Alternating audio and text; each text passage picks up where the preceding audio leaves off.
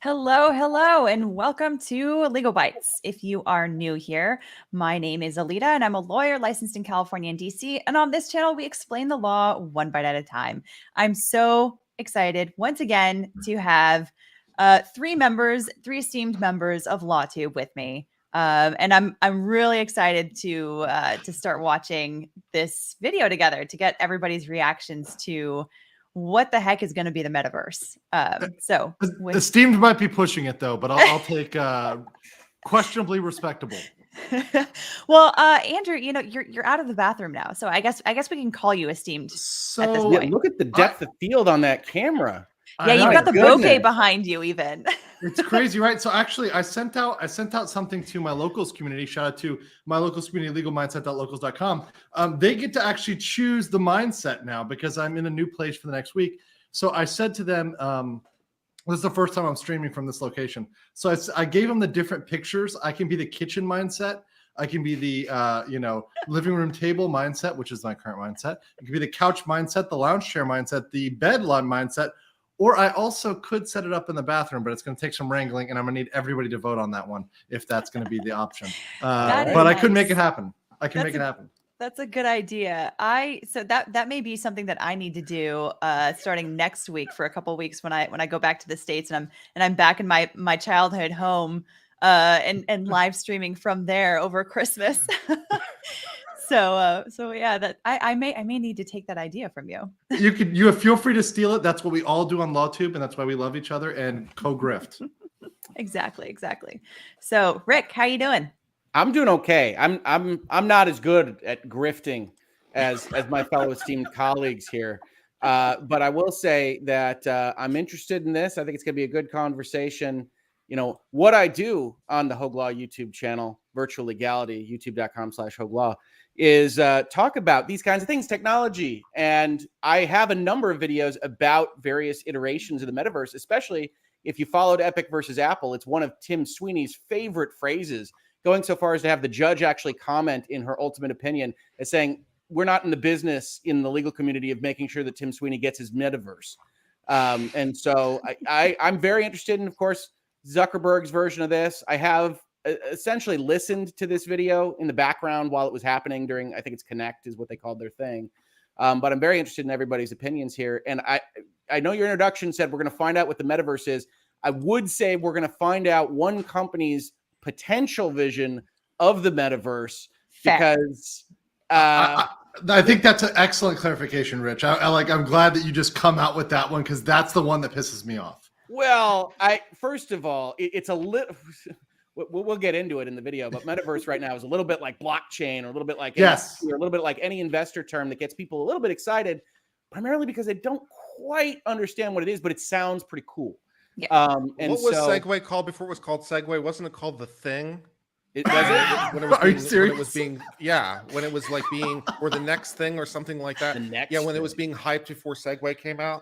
I forget exactly what it was called, but something like that. The Thing or the next thing. It was. Sure. It was being heralded as this major game-changing, life-changing. It would change all of our lives forever, and then it turned out to be the Segway. Yeah, marketing. So I'm very interested in it. I have talked about this kind of stuff before. I think you've got some really good interviews. I think the Washington Post actually does a really good job of diving into the metaverse stuff. Whether or not you like them as an institution or not, I think they've done a really good job talking about this. So check out those articles, and I'm sure we'll all have thoughts. And I just hope that this video doesn't include those terrifying tiger things that I see on every commercial during college football now. I'm also interested in the implications of if metaverse somehow comes to some version of fruition. Do we start breaking out the company town analysis because it's becomes so all encompassing? Wow. Frankly, I don't know how this works in the modern legal landscape, but that's what we're all here for, right? Yeah. Exactly. This is so theoretical that we can get as theoretical as we want in response. Because it's like, so I'll start to share the screen here. So this is just the very beginning of the video, but you are playing the hour-long video. I was actually wondering if you're going to do the mini or the whole thing. She's got to put it on in like the background, right? We're not pause framing this thing. If we pause frame this every second, I think I'm probably not gonna be able to pause it. I'll keep the volume a little bit lower, I think. And we just have to talk over it. We have to save just her talk content over it. ID. Yeah. So, but they have divided this into sections: social connections, entertainment, gaming, fitness, commerce.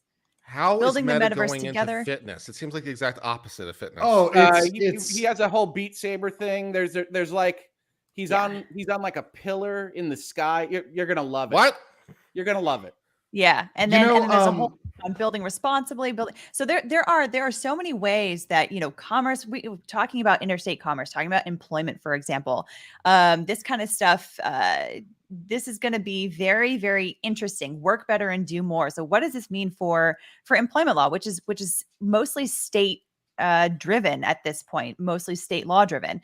So this kind of stuff is going to be very interesting to sort of think about, like what are they saying that they are envisioning, and how might the law sort of respond to these sort of things, or what might we contemplate it could possibly happen with this in terms of a legal response. If this comes down to the state law of California, I'm just giving up hope right now. Well, that's the problem. It might because it just might. I mean, these centralized systems, a centralized metaverse that's not decentralized, is 100% going to be subject to state and national laws. That's the issue here. That's like one of the national laws, maybe, but the California specific thing was a depressing thought. Yeah. So yeah. Let's build the metaverse in Utah. And then it already seems pretty woke, by the way.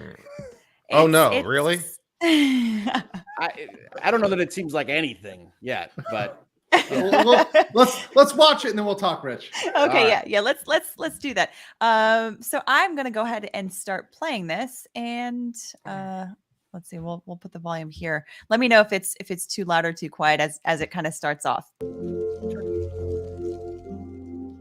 So this is already. It almost feels dystopian. Like flowers. Oh yeah. It's this is very dystopian. The commercials in the Island movie. Oh no, have you guys seen? Yeah, with that Black song and that graphic. If you told me it was an intro to like, yeah. Oh, hey, and welcome to Connect. Okay, I today freaked out already. We're going to talk about the metaverse. I think it's probably too loud. I want to share what we imagine is possible, the experiences you'll have, the creative economy we'll all build, and the technology that needs to be invented. How's the volume? Is it too loud? As well as how we're going to all do this together. Okay. The basic story of technology in our lifetimes is how it's given us the power to express ourselves and experience the world with ever greater richness. Back when I started Facebook, that mostly meant text that we typed on computers. Then we all got phones with cameras, and the internet became much more visual. And recently, as connections got faster, video has become the main way that we experience content. We've gone from desktop to web to phones, from text to photos to video. But this isn't the end of the line. There's something about his haircut or his eyebrows that also will be even more immersive. An embodied internet where you're in the experience, not just looking. When that video started, we call if this you told me it was CGI, I would have believed you. There was you're going to be able to do almost anything you can imagine. Yeah. Get together with friends and family, work, learn, play, shop, create, as well as entirely new categories that don't really fit how we think about computers or phones today. Now, since we're doing this remotely today, I figured, let's make this special. So we've put together something that I think is really always like you a feeling for what this future. Hello, camera crew. Welcome. Oh, hi! I didn't see you there. The metaverse will be the successor to the mobile internet. There's a barbecue sauce behind it that everyone is talking about. Right there with people, no matter how far apart we actually are. We'll be able to express ourselves in new, joyful, completely immersive ways, and that's going to unlock a lot of amazing new experiences. That's not where the barbecue sauce goes. When I send my parents a video of my kids, they're going to feel like they're right in the moment with us, not peering through a little window. When you play a game with your friends, I can't you'll look feel at like Zuck you're for too right long. there together in so a different cringe. world, not just they're going to render on your him computer CGI by yourself. So, and when you're in a meeting in the metaverse, it'll feel like you're right in the room together, making eye contact, having a shared sense of space. Just like I know how to make eye contact because I am a human on a screen. That's what we mean by an embodied internet. Instead of looking at a screen, you're going to be in these experiences.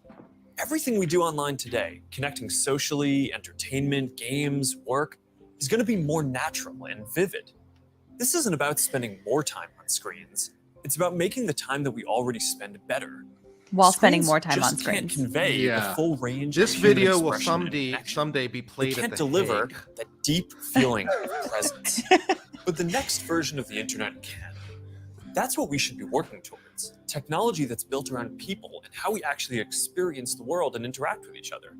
That's what the metaverse is all about. Now, the best way to understand the metaverse is to experience it yourself, but it's a little tough because it doesn't fully exist yet. Some of the basic building blocks are here, though, and others are starting to emerge as we speak. We're starting to get a sense of how it could all come together. And random surfboard. So today we're going to no, it's not random. It comes back later. Rather than just focusing on this year's products like a normal keynote, we're going to talk about the future. So let's start by exploring what different kinds of metaverse experiences could feel like, starting with the most important experience of all, office connecting meeting with people. He really does start with office meeting. Yep. Imagine you put on your glasses or headset and you're instantly in your home space. It has parts of your physical home recreated virtually. It has things that are only possible virtually. It has some strong Ready Player One vibes. Inspiring view it kind of reminded me of Fallout when I would find stack most my beautiful. power armor like up against the wall. Hey, are you coming? Well, what's funny is gotta like find this something kind to of wear. stuff really is like already the Quest home space. I mean, this is how it looks. So this is the thing I posted in the private chat, but All this right. is the comparison Perfect. people make to Black Mirror when he's swiping over his avatar. Very creepy stuff. Oh, hey, Mark. Hey, what's going on? Hi. Mark. What's up, Mark? Whoa, we're floating in Yeah, space. it does kind of have Who a made this Black place? Mirror That's feel awesome. to it. Right? It's from a creator I met in LA. This place is Is it okay if I just amazing. start vomiting on stream? Boz, is that you? Of course it's me. You know I had to be the robot, man. I thought I was supposed to be the robot. See, he made a meta joke. I you were bluffing. Hey, wait. Where is Naomi? Let's call her. Naomi. I like how T-Pain is apparently on his wristwatch. Hey, should we deal you in? Hey, sorry I'm running late, but you gotta see what we're checking out. There's an artist going around Soho hiding AR pieces for people to find. 3D street art? That's Very cool. bohemian. It's in that Now, link see, or this something. part I I'll think look is at it. interesting because, watch what happens when they This is start funny. looking at this and there's an interesting monetization It's awesome. bit. I love Yeah. the movement. Wait, it's disappearing. This is amazing. Hold on, I'll tip the artist and they'll extend it. Right. So what we got is we've got You guys like it here? I have microtransactions in the another real video world of- is check out the this vision forest that Facebook puts out Let's see there it. 10 minutes into their Koi fish that vision of fly? the future here. That's new. Right. This is wild. Hey, Yeah. one sec, Boz. This it's is Priscilla. this is Hey, one you reason have why to see I this get some beast is major going Ready crazy. Player One vibes here. Oh, I Super love that. chatting like live. We've got to show that to the kids. Yeah. Can Yeah. you also send that to my dad? I'll message him. All right, see you at home. This place is great, Boz, but there's something I got to get back to. All right, so that's a glimpse of a few ways that we're going to be able to get together and socialize in the metaverse. And make It's money. a Like, ways that's off, literally but you can start to certain see VR some programs fundamental right now. building I mean, it's blocks not- take shape. It is what it is. First, the feeling of presence. This is the defining quality of the metaverse. You're going to really feel like you're there with other people. You'll see their facial expressions, you'll see their body language, maybe figure out if they're actually holding a winning Can you see hand. my facial All the expressions? subtle ways that we communicate that today's technology. Kurt, I always quite know it good. by your voice. Next, there are avatars, and that's how we're going to represent ourselves in the metaverse. Avatars will be as common as profile pictures today, but instead of a static image, they're going to be living 3D representations of you. Your expressions, your gestures, that are going to make interactions much richer than anything that's possible online today. You'll probably have a photorealistic avatar for work, a stylized one for hanging out, and maybe even a fantasy one for gaming. This You're gonna has have a me wardrobe of virtual clothes for wondering about different how occasions, things are going to be designed by different regulated creators along and racial from terms, for different apps example. and What kind of experiences. limitations will people Importantly, have if you should be they able to do not bring your come from a avatar and digital particular items race or across particular different apps and gender? experiences in the metaverse. In And California, how that will would be people handled. react to Avatars, that? there is That's your one of the home first Yeah, things that I'm what thinking what of. clothes You'll be able am to I design allowed it to to wear look the way you on my want. Maybe persona? put up your own pictures and videos and store your digital I hope goods. the answer to that would be You're no going to be able to invite regulation. people over. I don't play know games, how hang you You would would like to hope, but this frame is You'll coming also from even have a big home tech that office where is you can work. very much in favor of Your regulating home and is your moderating personal space from what which we're doing, you right? can teleport to anywhere you want. Now, speaking of Well, I mean, teleporting, if you think about there like can the be all Xbox, kinds you of can make the different avatar look spaces that however you people like, and those rooms avatars can like the interact ones with that each we other just right saw, now. I but don't. also games I and certainly whole think there's no worlds government that you can interest in it. teleport That doesn't in mean and they out of won't do whenever it. you want. Yeah. Teleporting around the metaverse. Yeah, but people are going to try to rule 30 for themselves, and it's an open standard. You know, in order to unlock the potential of the metaverse, there needs to be interoperability. And that goes beyond just taking your avatar and digital items across different apps and experiences, which we are already building an API to support. You want to know that when you buy something or create something, that your items will be useful in a lot of contexts, and you're not going to be locked into one world. Wait a second, I'm able to buy things? Are you sure that you own your items? No, he's describing NFTs, right? This is going to require NFTs that are owned solely by Facebook like that you can't some transfer off their chain. Going on around crypto and NFTs in the community now. Oh, he just said it. There it's also going to take ecosystem building, norm setting, and new forms of governance. And this is something that we're really forms of governance run by privacy him. And safety. Well, at built least into the metaverse captured by him. He's you okay will with get to the decide Congress when you want to be with other people, as long as he gets when you want to block someone from appearing in your space, or when you want to take a break and teleport to a private bubble to be alone.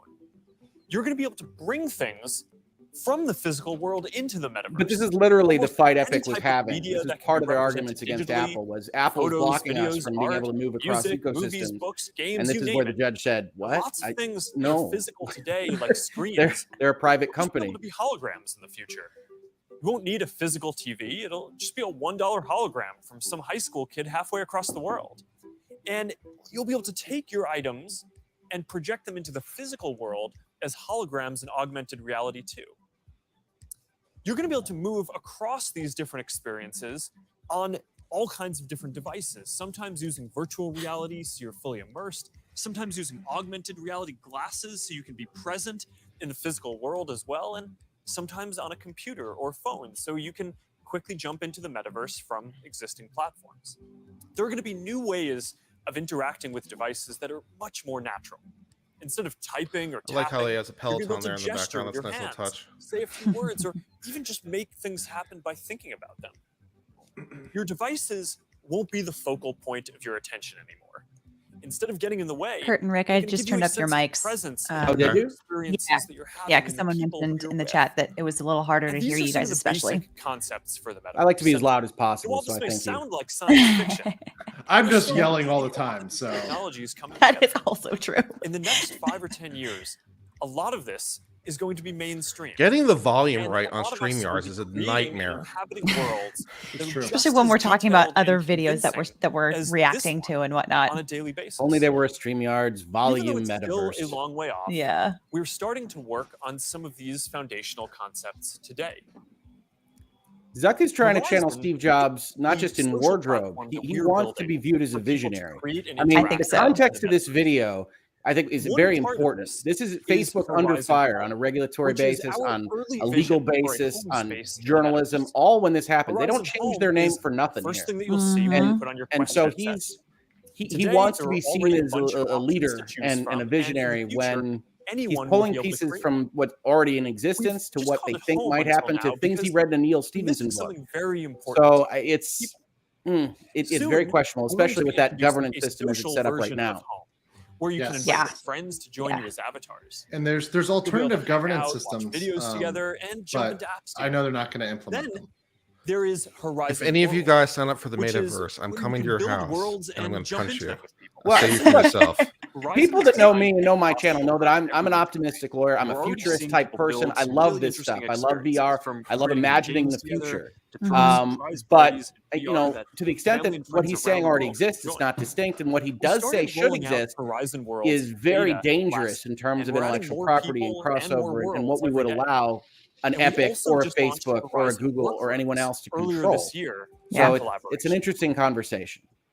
Yeah. Beyond Horizon, and it's certainly eventually going to happen in a decentralized manner. But that's got a whole separate we're bringing level messenger of calls issues. to virtual reality. You're going to be able to invite your friends. Right. Well, I mean, Fortnite, for better or worse, as a video game, is already a quasi baby metaverse in terms of the licenses coming in, what you can do in that landscape. That's why Tim has delusions of grandeur on this stuff. But to go further than that into the real world is enormously difficult and problematic for our current intellectual property regime, if nothing else. Yeah. So I wonder how much they would actually be able to control that Facebook would actually be able to control a lot of this development, given that they don't have all the technology and that they kind of would be relying on this decentralized sort of development, which is actually happening. There are a lot of different cryptocurrency affiliated companies that are building these sort of platforms. But they do it in decentralized manner with decentralized governance, which is the big difference. Exactly. So, but I would expect Facebook to try to centralize all of that, obviously under their own umbrella in some respect. Her virtual avatar dancing in a physical space is creeping me out big time. Well, this video has a lot of creep factor. Yes. But yeah, I mean, I think they envision this as the protocols that have sometimes worked with respect to like hardware standards or, internet standards, that they could somehow do it that way. The problem is it's not just protocols. They're starting to deal with actual intellectual property, actual assets, actual value.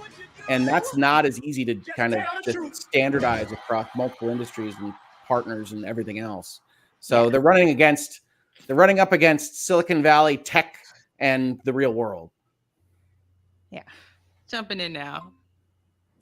What if there was an after party that anyone could go to, no matter where they were? This is wild. Probably be pretty lame. I'm kind of thinking this would not be so much fun. Let's just bring back opium dens. It'll be faster. It'll be easier. Oh, there's swag. And when you go to the after party, you could connect with other fans. Hear new versions of your favorite songs. Buy some stuff. We'll just take a little 5%. It's all good. I like that. Well, now you've got to get it. Yes, I mean, the John Baptiste is not even there personally at his own party. It's going to enable richer experiences. You can see the business proposition for Facebook if they could pull this off. The actual utility is a little harder to see. Be able to connect to their audiences in new ways and really bring them. Of course, it's not actually John Baptiste. It's not actually at his party. It's actually one of his assistants that's not actually there at his party. That's so true. What if that happened? It's more of a nightmare of microtransactions, because at each level they're going to ding you with a microtransaction. And each of these quadrants are going through. It's going to be a microtransaction. Interact with them. And rather than just simple visual effects, new creator capabilities will support 3D objects that can respond and react realistically, including a realistic sense of depth and occlusion.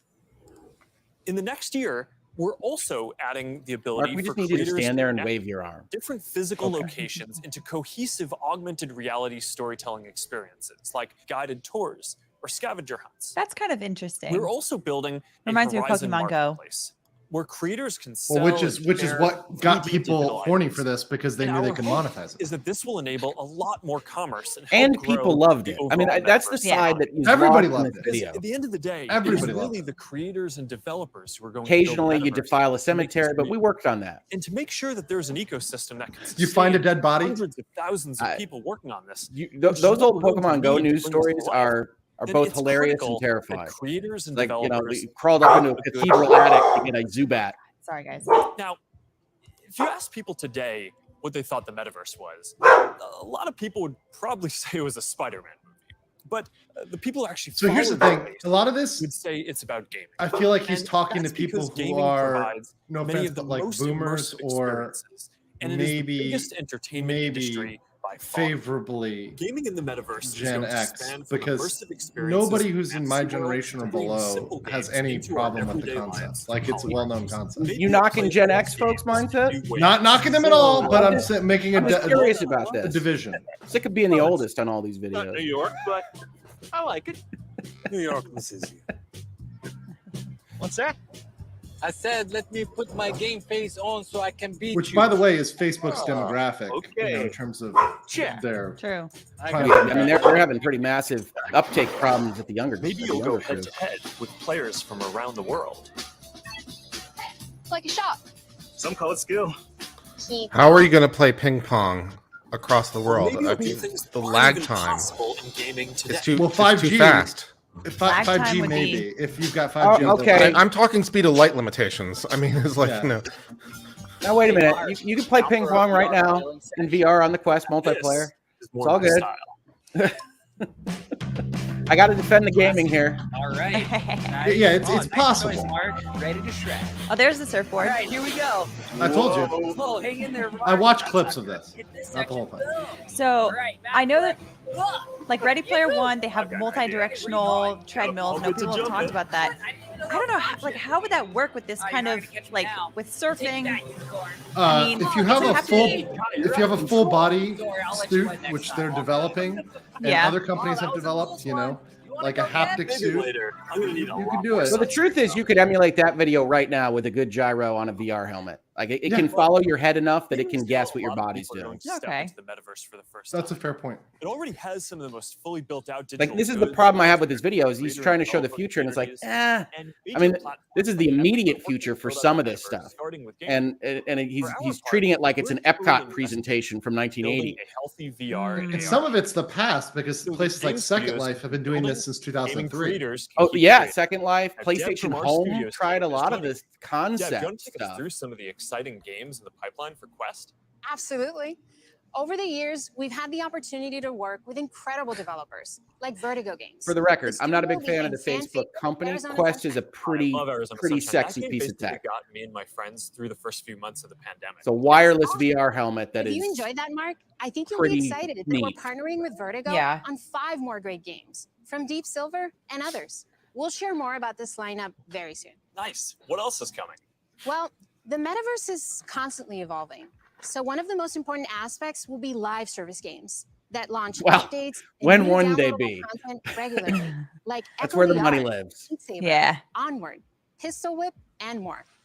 Realistically, I think this is probably where they would be putting most of their initial focus to get people into the metaverse. Beat Saber's a money-making machine. So do I. And Beat Saber but it's on other platforms. $100 million it is, but Facebook does have the best, most 4-quadrant appealing VR helmet right now. Like that's probably where their brain started to go. The Quest is a really good piece of technology. Also, the team has been working on something really cool. Check this out. Now they could spend more than putting Velcro straps on the damn thing, but I digress. Yeah, I mean. Everybody loves Beat Saber. I can't wait to play this. And they keep partnering with incredible artists to release new music packs all the time. Did you play the Billie Eilish music pack last month? A little more than I should have. I probably should have been working more on this. I don't believe you. Well, they have a great lintup of artists for 2022. So robotic. I can't imagine. Mark Zuckerberg is not a Billie Eilish fan. Have you ever listened to her music ever? That's my question. I personally like it. I don't think I could not possibly see him actually listening to it. Last year, it has become one of it's interesting because they have music that would work for like his persona, but they went with Billie Eilish. They probably just pitching the newest DLC pack here. We're super excited to keep launching big updates, like an all-new autumn event later in November. Real heavy synth or something, some 80s synth maybe. So we have an E3 presentation here in the middle of the Facebook video. Well, and the graphics are not much better than video games from a while back. That's just Team Fortress 2. VR presents pretty hard in flat screen version. There is a value to the 3D. There's a value to the frame rate you're getting in VR that just doesn't come across on trailers. I'm clearly going to be the resident VR fan here, so I'll just own it. I like VR. That's a fair point. It's absolutely magical with certain games. I mean, it's okay. Here's something I know our community has been waiting. But it also already exists. All right. This is a title from the Warp Frog team. This is the team that set the standard for VR combat physics when it launched on Rift in 2019. That's right. That smile from Zuck. The movement for VR medieval fantasy sandbox that pairs magic with melee. He's just not comfortable in corporate video context. I don't know that I would do a lot better. It's a very weird thing. Yeah, I think you would. You're used to being in front of the camera. If you were excited about it, Rich, and you knew it was going to be legit. Well, I would be. I mean, I like games, so I mean, it's easy for me to. It's easy for me to talk up games. It means I get to go out with you in South Korea, Legalbytes, that we get to party in Seoul. There would be a giant robot. It'd be great. But yeah, VR is super hard to sell in YouTube video trailer context. Yes. It's a marketing problem for the product, which is actually very good. Gaming Showcase. But here's a thought that I also have for you won't want to miss this whole But metaverse thing. If it's reliant on VR, as well. there's also have to say, a potential really accessibility impressive to see this issue for lineup people come with together over the disabilities, last few years. like But people that are there's visually one impaired and project whatnot. Like that if I'm this really becomes looking something forward where Yeah, people this is actually one are of the all-time living greats. so And much of their we've been lives working on for the years to bring platform it to Quest. that I'm this is excited really to where announce everything that is the happening. Rockstar Games classic, There's Grand going to Theft be a Auto potential San accessibility Andreas issue. is in development for Well, it's Quest. not a public This new accommodation. version You're going to of have no what I right think is to one of it the greatest in the games same ever way made. under current Will law. offer I don't players an think. entirely I new mean, way I'm not to sure about that experience one. this iconic open world in virtual reality. That's it, Mark. I'm moving to the metaverse. All right, Oh, thanks, great. Dave. It's gonna be Please, amazing. both of you move and leave us Now, alone. A lot of the most interesting games out there take advantage of how you can move around physically. Being able to look anywhere, move freely, it's just a fundamentally different experience from staring at a screen. This quality of being physically Because you are the screen. and able to interact with the world and move But around. you're really inside strapping it, a screen very, that very opens up close some to your completely eyeballs. new But I mean, that's experiences basically it. that Yeah. didn't really make sense before on 2D phones or computers. And one example that we're Robert seeing take Nozak, off eat your is heart out, fitness. man. That's all I have to say. And speaking of that, I think it's time for my workout. oh, Okay, now we're into health A lot now. of you are already using Quest to stay fit. So, Why does your um, face look like a bad render? In new ways. It's kind of like a Peloton, but instead So of a fun bike, fact, you just have your I VR just he learned called this out like Peloton. He Really, called out the do brand anything name from in his boxing Facebook lessons to video. sword Oh, Do they fighting, have any 100%. ownership even stake in dancing. Peloton? I don't know. That's a good question. is- Or maybe they partnered with them. You'll be able to work this out scene is video. straight ripped from a Peloton, even an against actual an AI. Peloton commercial. Well, I mean, speaking of companies that have had a rocky road with intellectual property rights, Yeah. So this also, like, I know so many people on, like, one of the biggest areas where people get things wrong on Twitter in the law is having to do with HIPAA. I'm sure that people would have questions about this with HIPAA, but people would be voluntarily donating all of their medical information, all their health information by participating in this program. I wonder how much information they would get on you just by being involved in this stuff. Especially if they're like, suggesting yeah, that let's track all Facebook- your metrics. Facebook doesn't have a great history with data or data protection. Is that the suggestion? Or imagine your That face is definitely the cycling suggestion those here. AR But it is the truth. I know. I mean, it's an excellent point. When you have the heart monitor on your Apple Watch, I mean, you have waivers and license language and all of that goes into that. But yes, Facebook is. Maybe you'll be able to train with the best. Like You you're have right to be there with careful them. with what you Like give Lee Facebook. Keefer, There's no the question gold about that. medalist. Yeah. You're gonna fence in VR? Well, the interesting thing about like the improvements that can be made in VR right now is like, we've got such interesting haptic feedback advancements happening across kind of controller interfaces. If you get some real haptics in a VR interface, you can have some real fun with interactions between people. Yes, very possible. And that's what fitness will be like in the metaverse. But again, this is like near-term stuff. This is like within 5 years. Fun fact: Elon had a rowing machine hooked up that like mined Bitcoin. So like you can do a lot of crazy stuff already with fitness. That sounds like him. Studios coming next Yeah. year, and Player 22 by Rezel, which is currently used. But like by this whole middle Parapps, section is that essentially a guided commercial for a and product that tracked already body exists and weight isn't really a exercises. metaverse. We're making a fitness accessories pack that makes Quest 2 more comfortable. I like the with Quest. controllers You or could product. argue, Rich, that it's just facial making interface that wipe these the sweat games off more of accessible. sessions more comfortable. And that's Possibly. all coming next year. But enough with the fun and games. It's time for everyone's favorite. Work. Someone in the Over chat the said last year and a that half, a that lot the of us who metaverse work will in be used to offices have make gone virtual remote. porn, and And that is while I miss seeing the one of people, the biggest drivers I think of remote work is here to stay online for a lot of development, isn't it? Yes, So it we're gonna need will. better tools to work And it with. 100% will, Let's take a look and at what whoa, working in zero the privacy metaverse there. which is what I was saying earlier with the avatars. I mean, you're gonna get the funky stuff. You're gonna get the furries. You're gonna get the crazies. It's gonna happen. There's chance interactions Yeah. that make your day. They already all showed the dragon. I mean, The 4chan corner should be lots of Now fun. imagine that you have your perfect work setup and you can actually do more than you could in your regular work setup. And on top of all that, you can keep wearing your favorite sweatpants. Keep wearing your favorite sweatpants. Let's get That's together. how I live my life, Mark. Debrief. Ditto, actually. and I see the super fat chat from Zerp, and that was what I was trying to get at. Like Decentraland is already out there doing this. I'm free now. They just Let's jump in. don't have as much Hi. in terms of resources. So what do we Yeah. think? Well, that's what you got to watch out for all this, because Tim and Mark and others are definitely going to try to establish a regulatory regime that's going to advantage the bigger centralized concepts in a way that harms other kinds of metaverses that might arise. And that's, hey, that's what companies do. That wasn't a sentence designed to say, it's all wrong, but we do have to be aware of it and cautious of it, because this stuff can be very cool. And we pretty much want to make sure it isn't just controlled by one party. Yeah. Okay, so these work meetings, this has me thinking, like, what if somebody wants to try to have a law firm in these spaces? Hello, work product. Hello, client confidentiality issues.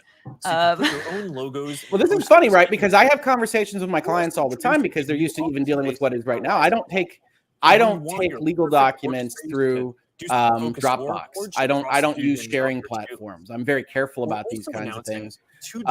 And this would be more of that. If this did catch on, the legal profession and actually interacting with clients has this problem of, you're used to this, but we got to be really careful about our confidences and everything else. This is I don't meet with clients in coffee shops. It's the same kind of thing. Internet services but at the same time, Rich, we do have to keep moving forward. We can't be like the Stone Age dinosaurs.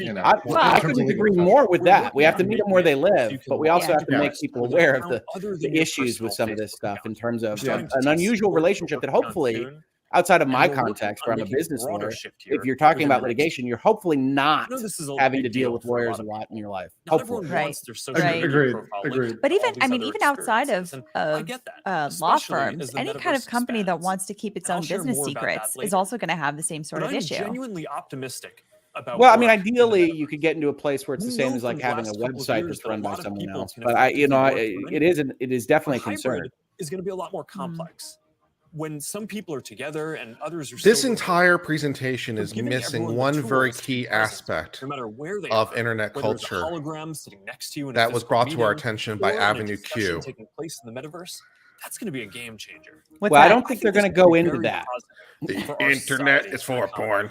Internet is for porn. Yeah, they're not going to advertise that. They're going to let everybody else come to that conclusion. For spreading opportunity to more people, dropping our daily commutes. We can do virtual feet in virtual legality. More time doing things that matter, and it'll be good for the environment. Actually, if you travel for work, and working in the metaverse means that you just take one less flight each year, that's probably better than almost anything else that you can do for the environment. One fewer flight is going to feel like a huge step forward. And the whole airline industry is like I'm sorry, what? Teleport places with people and interact around shared projects in virtual space. They're going to be valuable. And a lot of I just don't like this push towards, hey, you're going to have no life, be inside, and you're going to be happy. Yeah, don't actually see the world. But also there's a question. Thanks, Mark. About see you in a minute. What kind of environmental harms could be created by the support that's necessary to uphold this whole project, if it is as expansive as they want it to be? It's the Tesla conundrum. I'm going to have to go the full Apple ad of 1984. I'm going to have to be the woman jogging to the screen with a sledgehammer, throwing it into the screen. What part of the solar system are we talking about? Or the epic version and do the unicorn sledgehammer. The unicorn version of it. If you were Free to Fortnite. Study in the metaverse. Did you know the rings are made up of billions of icy particles? I like that. Inception, metaception. Yes. I love it. You ready to do that paper now, right? Yeah. But see, the thing of it is, I really do like most of this stuff. Like these are concepts I like. There's so much about this that would be so interesting. And so I don't know. Yeah. If it wasn't controlled by Zuck. Yeah. Yeah. If we could actually trust the company that's doing it. My kids and I love the Assassin's Creed tour mode where you're getting the history lessons and doing this. Basically, I mean there is coolness to be had from this kind of thing. And I will play a game that has a virtual economy and currency. I will totally do that. Right. I'm Marnie Levine. In the metaverse, learning won't feel anything like the way we've learned before. With a headset or glasses, you'll be able to pull up schematics if you're studying.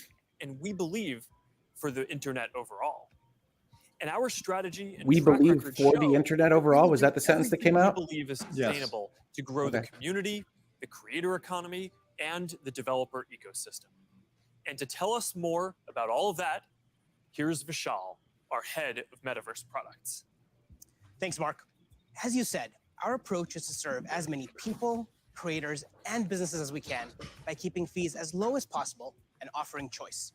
So here we come with an We've equity been investing in commerce argument. and creators for many years. But let me take a moment and explain how this will all come to life in the metaverse.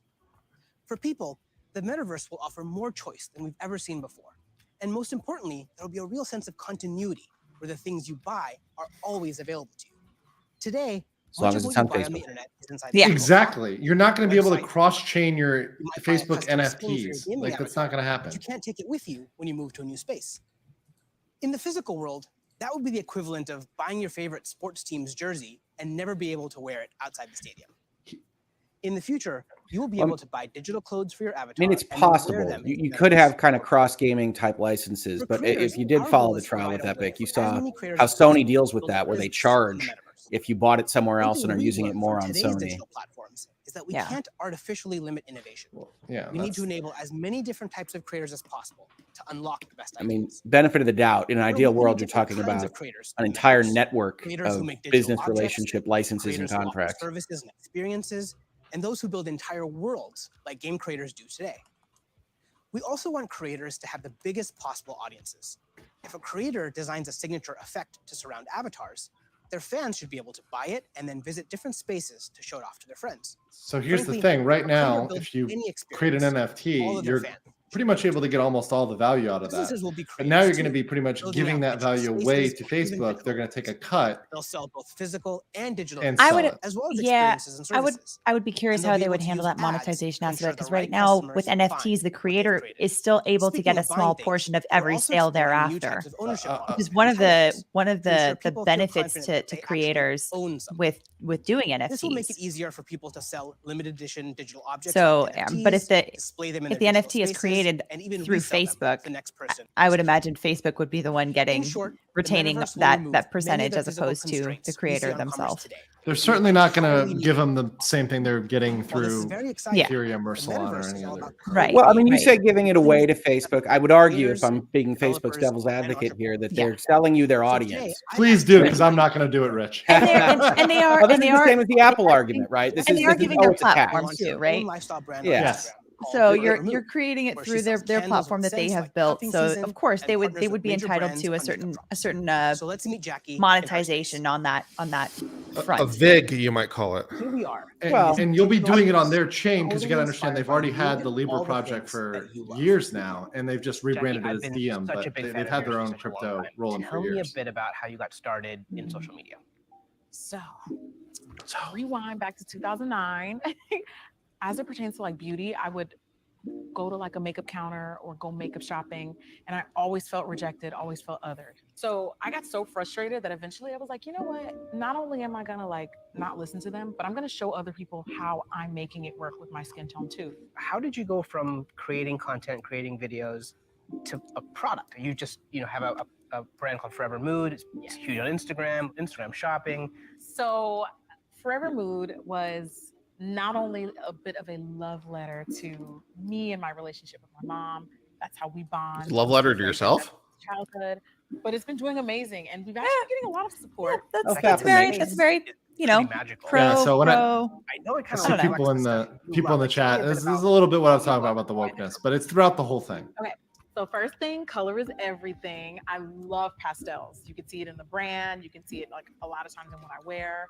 With the Metaverse, when we're curating collections or even just brainstorming, this would be a great way to like gather us all together and literally kind of create atmospheres and environments and moods to just kind of enhance creativity. And then if I can invite people, it would be like inviting them in my home. You know what I mean? It'd be like bringing them into a piece of me. So I would want them to I have a lot to say here, because I think it's a pretty long segment for what amounts to a limited use case. In comments and having a conversation is a way to kind of get maybe your now I can feel pretty. Interacting with you, but also Well, I don't have a problem with it. And again, I think you always have to think when you're watching a video like this, you're trying to talk to a specific audience. I mean, I think this is Facebook talking to its prospective investors. It humanizes that person on the other end. I mean, this is Silicon Valley. It is what it is. Yeah. Think about how we build community and how we engage. The thing that she said about like, make them feel like they're in my home.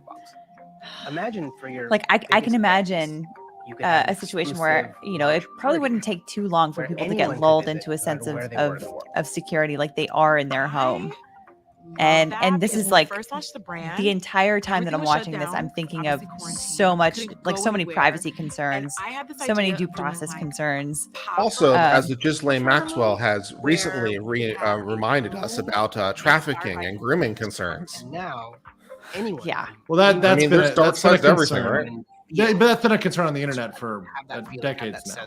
Right. Well, and I think it's a worthwhile concern when you start bringing avatars into play.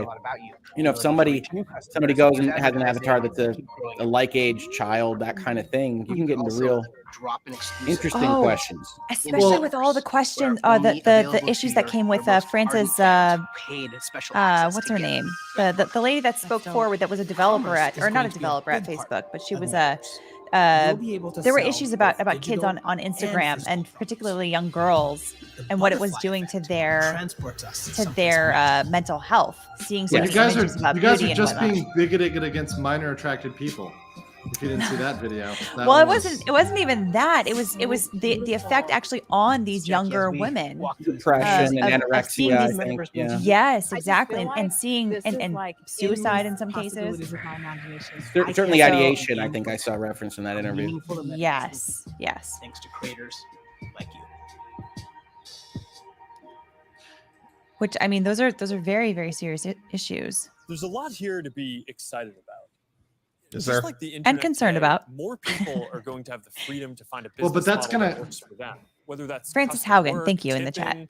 Subscriptions, ads, or other monetization tools that I have a video on Francis and virtual legality for those interested. Think about how many people make a living on the internet today. How many of those jobs just didn't even exist a few years ago? Hey, Rick, send me the link. I'll put it in the description. Sure. Open up Seems pretty on the nose. And here's the thing: the type of people that are able to make money as these developers, designers. Let's say you're a coder, you're not going to want to go work for Facebook. Like if you have those skills, you're not going to want to bring those to Facebook. Okay, well let me play devil's advocate again, mindset. Okay. So what if, I mean, you make YouTube videos, right? I mean, do you like YouTube? Do you like Google as an entity? You make them money. I understand that. I like them more than I like Facebook. I'm not a developer or a coder, right? That's a different skill set. So you're a content creator. You could host yourself. There's value in the audience of YouTube. I think Facebook's pitch is there's value in the audience of Facebook. Where are you going to host? Where are you going to go, Rich? You're going to go to Odyssey or Rumble? Good luck with that engagement. Which is that we want to build tools that help people. I'm making the point that people that don't otherwise agree with the actual big tech giant still wind up creating value for them because they have that audience. Yeah. Their audience of 100 people on Rumble, yes. I'm talking about Facebook now. Of course, we still have a lot farther to go. So to keep the pace of innovation moving faster, my argument. I killed Rich. I did it. I got him. Oh no, Rick, we need you. A broad range of machine perception and AI capabilities that empower developers to build. Sorry, I was so cowed there. I got kicked off the stream. I just wanted to move up closer to Alita. to feeling connected in the metaverse. And the Presence platform's capabilities are. That's my video in the chat. Things like environmental understanding, content placement and persistence, voice interaction, standardized hand interactions. In fact, let's start with hands. It'll take another 20 seconds to show up, of course. And bringing hands into VR was no easy feat. It required a lot of collaboration against product. The point I was making was that I've got plenty of videos now that talk about how YouTube's doing bad stuff on YouTube because it has that audience and because I think there's value there. The interaction SDK. A library of modular components. YouTube doesn't love it when you talk about them, especially in the headline. Yeah. Oh, I've noticed that too. And you're demonetized. Oh, that was the way it was. It's like, well, controversial issues. It's like, really? Okay. Now, in addition to hands, there's another exciting interaction space for VR. That's your voice. The Voice SDK lets developers integrate voice input into their games and apps so they can create new gameplay and navigation. So soon, you'll be able to jump into a FitXR workout and shake up your routine just by saying, surprise me. Oh, yeah. Ooh, voice commands. Oh, never started to love voice commands. We've already seen breakthrough experiments from developers that blend the virtual and the real world. Soon, with our next SDK release, developers will be able to ship their mixed reality apps on the Oculus Store and an App Lab. Now, of course, access to pass-through by itself is not enough. To achieve that rich mixed reality experience, the Zuck face is just a meme in and of itself. And, blend the virtual objects with the physical environment around them. It is hard to do the active listening, but so developers want to place, he's biting his lip. World-locked content like animated holograms or your Instagram feed in your real space. And tools like spatial anchors and scene understanding capabilities will help make these mixed reality experiences. All right. Link is in the description to Rick's video on Francis Hagen. Details of this with you. I know, but I think it's better to show you. Load the world beyond. This is Oppie. Oppie, come on, Oppie. Who is a good persistent state virtual object layered on an interactive pass-through environment? Oh, you are. Yes, you are. Oppie, sit. Pets in the metaverse, man. Just as stubborn as they are. That's not nearly as cute as having an actual dog or cat by you.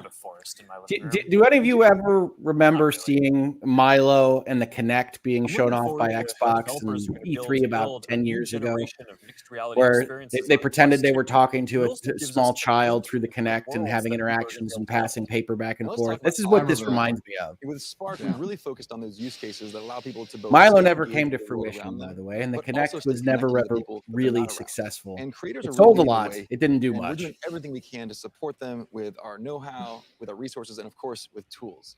And for more on that, I'd like to say hi to Sue, the product director at Facebook Reality Labs and the head of Spark AR. Thanks, guys. Spark AR is focused on building AR experiences that empower people to be more connected and at the same time more present with the world around them. Her smile's kind of creeping me out too. Yeah, and some of that language, like empower, it's like it's the subtle stuff. I always you gotta catch it. Fundamentally, we're democratizing AR creation. Democratizing a global community with the tools and through a knowledge corporation necessary to develop the AR content and experiences that people. Yeah, interesting to note that, because to what extent will they actually democratize it, or on whose terms? And we're adding additional also, assuming they do literally democratize it, that raises its own set of problems. And the depth and breadth of content would not be possible without these creators.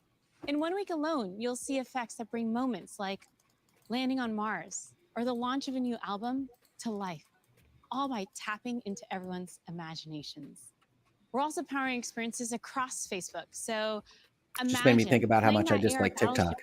From your phone with a friend but you have to acknowledge what it is. It's a powerful tool. How cool, right? Right now, we have over 600,000 creators in our community with diverse needs and motivations for using AR to engage with their fans and audiences.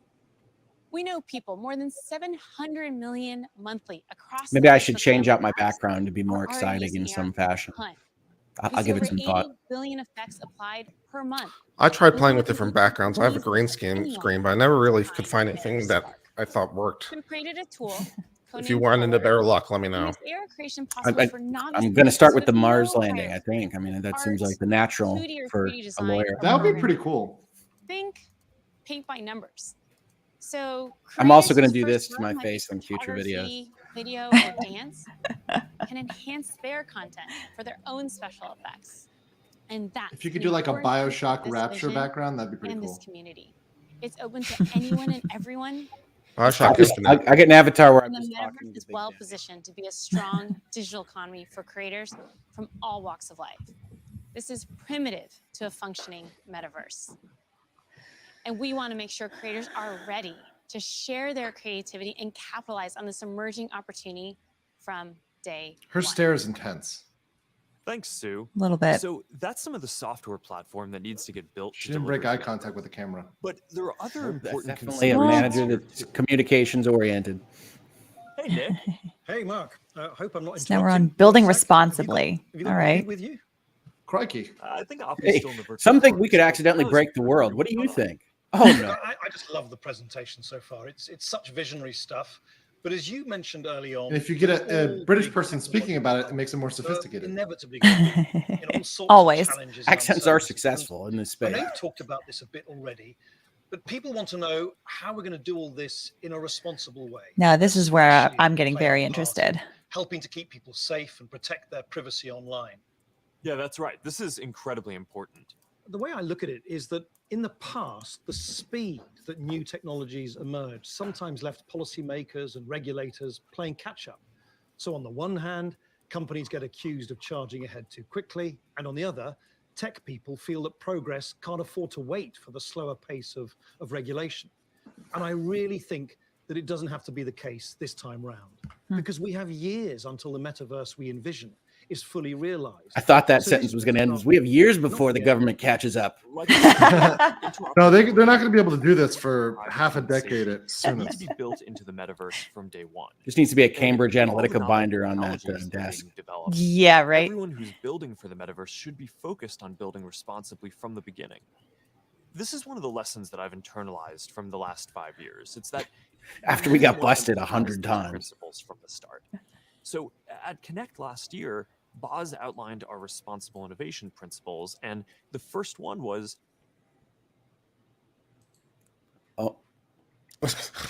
What lag here? We're left wondering. What's the first principle? He just has to reboot. Just give him a sec. Zuck loading. The first principle is surely freedom of speech, freedom of ideas, the marketplace of ideas, robust debate, robust conversation as part of the polis participating in its government, right? That's surely the first principle. I think you might be unfamiliar with Facebook. Yeah, see, he even uses the word controls that Matt. I mean, Well, he's been very open about this. I mean, I've pointed it out, but he's been very open about, hey, we're all for regulation as long as we get to write it. I mean, that's his answer to Congress every time. Yeah, basically. Yeah. It was her all along. I think who froze was Legalbytes. Oh, no. It was her all along. No. Well, now that we're in control of our channel, gentlemen, we can say whatever we like. Yes. Yes. So all hail the patriarchy. We are back. We are in charge. This is great. Somebody's going to clip that out for me. I hope you're happy.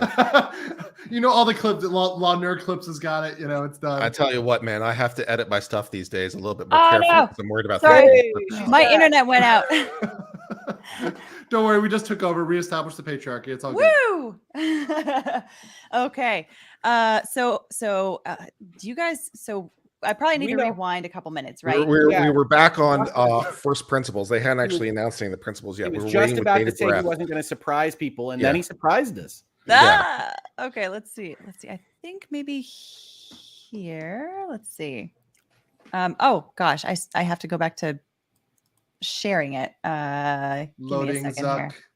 here. I know it's because Skynet knows that that we are, You said you're interested in this section, and that was enough. And yeah, exactly. That I was very interested. Which one is this? This is Robust freedom of speech, robust ideas, the polis participating, open free debate, people from the left, people from the right, all perspectives, all ideas.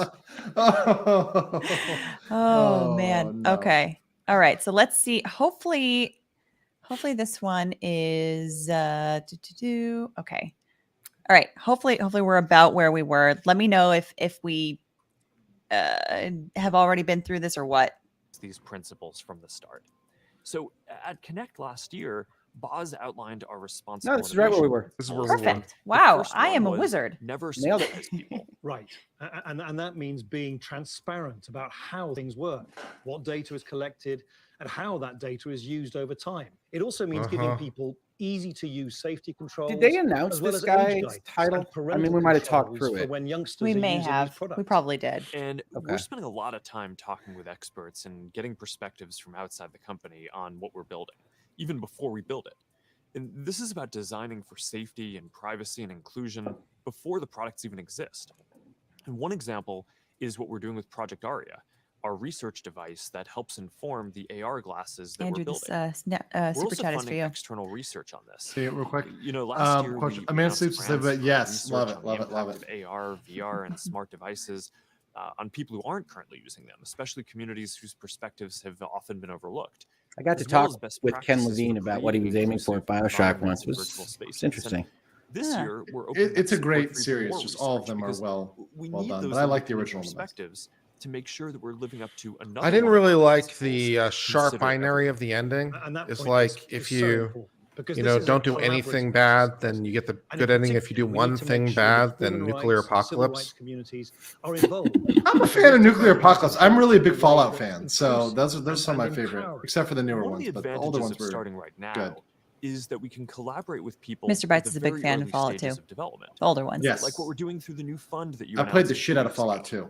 Yeah, the XR programs and research fund. It's a 2-year, $50 million investment in programs and external research with organizations all over the world, like Howard University, Women in Immersive Tech, Africa No Filter, and universities in Seoul. So they're talking all about inclusion. This is crucial. He's just name dropping global cities. That has anybody can do that, right? I don't think he's from Facebook. That's why I asked the question. I think he's an outside privacy consultant. Same imagination and commitment to building for interoperability. And the privacy standards are so wildly different. When I was working as corporate counsel and I was working with my European colleagues, like their privacy standards are radically different than we have in the United States. So trying to merge these is going to be a cluster. The Europeans may save us yet. One thing that we haven't talked about, or the opposite. I mean, when I was complaining about Twitter's changes, I got a lot of comments about that's it. That's how it is in Germany. It's like, well, okay. To advance the state of the art. Yeah, I'm not going to say that I smuggled in a copy of certain banned literature to Austria, but I might have smuggled in a copy of certain banned literature to Austria. Wow. Hey, Mark. Oh, so this is Nick Clegg, former UK Deputy Prime Minister, known not to keep his promises. Thank you for the title. Yes. So it did strike me as definitely someone outside of thing that we're working on right now. That's hard to say. We have such an exciting pipeline. But next year, we are releasing a new product that will push the boundaries of VR even further. We've codenamed it Project Cambria. So wait, the next Cambria? It's going to be incredible with Quest. See, no. They're Why would they intentionally name it that? Well, because they want you to think Cambridge Analytica. Our plan is to keep building out this product line to release our most advanced technology before we can hit the price points that we target with Quest. Did he become an exec at Facebook? Let's talk about now we've got competing super chats. Yeah, sure. Yeah. There's a ton of new tech going send us more super Cambria. chats to For example, to clarify. Your avatar will be able to make natural eye contact fight. and reflect your facial expressions in real time. This way, people you're interacting with will have a I don't real like sense them of how you're studying actually my feeling. face. It does Oh, that's building neat more tech. sensors into See, a form this is the factor problem. that's I agree with all That's the already happening now. That's fun technology. Yeah, but like even with iPhones, how you can unlock your phone with your face. Nope, not about that. I don't trust Apple nearly enough to do that. TikTok's already doing it. That's a big step forward for social presence, and I'm really glad that we're focused on making it inclusive from the Because start. Tencent doesn't give a damn. What about unlocking more mixed reality experiences? I mean, imagine working at your virtual desk on multiple screens while. I mean, I do like the option to create like 20 screens for myself. I'm not going to lie about that. Without taking your headset off. Because I am like double screens is what I have right now, and I feel like it's never enough. I need at least 4 to feel like I'm really doing what I need. I know. But with Cambria, You're driving the we'll be taking SUV of this to the screens next over there. level with high resolution, colored, mixed I'm here with my reality single casting. monitor, my We single essentially laptop. combine an array of Everyone sensors likes with me and reconstruction thinks algorithms I'm to great represent your in my physical world in safe the headset space. with a sense of depth and perspective. Yes, now we're we got Kurt still singing. ways away from exactly matching what our eyes see in the physical world, but we're pretty encouraged by how far we've been able to advance the passer experience so far. Definitely, but we also Definitely. need to push the visuals to the next level. So let's talk about the progress that we're making on optics. Yeah, we're pushing the limits of display technology and form factor with something called Pancake Optics. They essentially work by folding light several times over to achieve a slimmer profile than current lenses. Now, with several optical layers, we'll need to precisely control every aspect of design and fabrication to achieve that high quality, I can finally live that artifact-free display karaoke and pop really star just dream deliver I've the been living best all these optics years. ever in one of our headsets. But this is the right. I mean, that's what they have to Let's aim make sure at. that we They have leave to some make of the good Quest stuff smaller. for next year's release. I mean, All right, these are the right I'm things in terms excited of product to keep development. building out this new product line. But like you said, Rich, So we can keep already a getting our direction most which we can advanced go technology regardless of into whether this people's project hands goes even ahead or before not. we None of put this is it metaverse. into our Like Quest I would say, product. like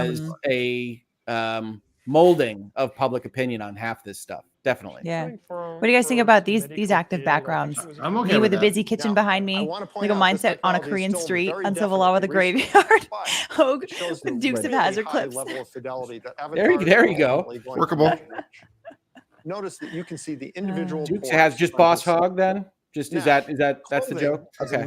I can dress like that. Express yourself, and whether you want to simulate That'd be your cool. actual garment, Or you could simulate grandmother being or dressed maybe like you just that. want I could to have wear an a yeah. stylish blue Gotta get those Duke boys. You're going to need the ability to simulate clothing. You would not believe how many times I've been called Boss Hog. Hand cloth interaction. It's a You can see how the movement of the cloth when the hand touches and stretches it is really remarkably accurate. There's something that weirds me out about this being a woman's dress, though. Teleport to a meeting. Them manipulating that just makes me personally feel uncomfortable. It could just be because I'm a woman and I'm like imagining the things that people. This is actually not a whatever. video of the physical. No. It's a weird place, man. Most of the great fashion designers were men. Exactly. So what you can see. I mean, there's definitely some great women fashion designers, but historically. Right. And then on the left, sure, you can see yeah. high fidelity. But I'm just talking about what the average user would do. Christian Dior's a guy. Without the research. That's an impressive version of the room there. This is all happening in real time. That's what's novel here, and that's what differentiates it from I'm just going to enjoy the graphics here. So what we've seen so far is pretty awesome, but we all know what we want. We want the whole package, a full body avatar in a virtual environment. I'm going to design clothing for you. We showed our very first full body codec avatar at Connect. Here to tell you more about our progress he wants to go since full body. Is Yasser Sheikh. Hi there. My name is Yasser, and I direct the Facebook Reality Research Lab in Pittsburgh. Well, that's not completely true. What you're seeing is actually a rendering of my pre-recorded codec avatar. Over the past couple of years, we've made quite a bit of progress with codec avatars. My avatar can now look left, look right, look up, look down, make facial expressions. Here, you can see Elaine is in VR on the right. You can see her view of Yasser's avatar and the reconstructed real-world space that it's in on the left as she moves around the avatar. What you see on the left is an entirely virtual reconstruction. This gives you a sense of a future in which you'll be able to interact with another person's realistic avatar in virtual you know what that reality means? in real time. If YouTube ended up on the Metaverse, every time that we did a live stream on Mercade's channel, everyone would just be looking at my feet. Your avatar, whether by tying it to an authenticated account. You have to sell that content. That is premium content. Word, unless you. Well, yeah. What reward tier is feed? That's the real question. While seeing your That's hands the highest in VR tier. and manipulating virtual objects is a big step forward towards that, and we're going to need an It's like I'm just imagining like that to interact the with chick virtual on the right content that when was you're like, on you know, the walking go, around and wearing looking AR at him. glasses. I don't know that I like that feeling that like, you know, someone that I don't know is going to be walking all around like all, you know, all 360 degrees of me. Combined with contextualized AI. It turns out that we all have unused neuromotor pathways, and with simple and perhaps even imperceptible gestures, sensors will one day be able to translate those neuromotor signals into digital commands that enable you to control your devices. Neuromotor signals. It's pretty wild. So they really want to go into our brains. What EMG input Well, that's the whole and where we are with it today. Neuralink. This video shows some of the ways that terrifying. That's so far off from being provide practical. an important input tool for AR glasses. It's being You developed. did talk about accessibility. That That's input is going to one of just the be around potential enabling answers to basic some of those. That Yeah, I is do true. agree with that. But as the I do agree with technology that. evolves, EMG input could potentially unlock. I can't full type, but I voice can see the and letters, give you man. Subtle, personalized controls that you can. It's use way in better any than situation. anything we've got right now This for is voice to genuinely text or anything else. unprecedented technology.